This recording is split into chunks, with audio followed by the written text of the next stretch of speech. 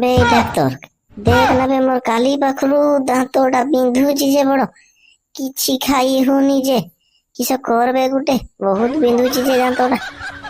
ଆଚ୍ଛା ଆଚ୍ଛା କାଲି ପାଖରୁ ଦାନ୍ତ ବିନ୍ଧୁଛି। ଆଚ୍ଛା କୋଉ ଦାନ୍ତଟା ବିନ୍ଧୁଛି? ଆଗ ଦାନ୍ତ ନା ପଛ ଦାନ୍ତ ନା ତଳ ଦାନ୍ତ ନା ଉପର ଦାନ୍ତ କୋଉଟା କୁହନ୍ତୁ?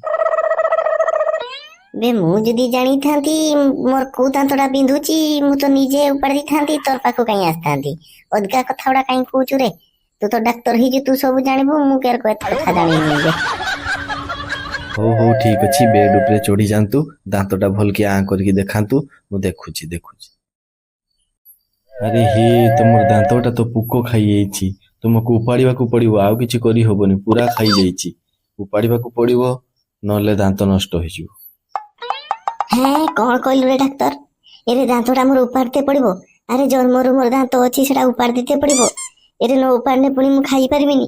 ହେ ପ୍ରଭୁରେ କିସ କରିମି ରେ? ଏ ହେ ବେ ଡାକ୍ତର, ବେ କେତେ ଟଙ୍କା କଣ ଖର୍ଚ୍ଚ ହବ କହନା ବେ, ନହେଲେ କେରକ କରିମି ଯେ। ଜଲ୍ଦି କହ କେତେ କଣ ଖର୍ଚ୍ଚ ହବ?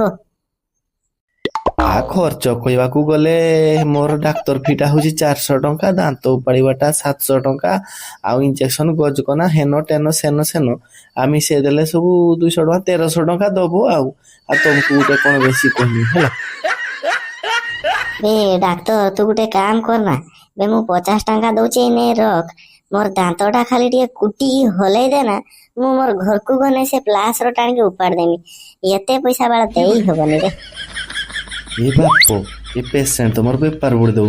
କହୁଛି କୁଟିକି ଦାନ୍ତଟା ହଲେଇ ଦେ, ସେ ଘରକୁ ଗନେ ପ୍ଲାସ ବୁଡେଇବ। ହେ ଭଗବାନ, ଇଏ କେମିତିକା ପେସେଣ୍ଟ ରେ?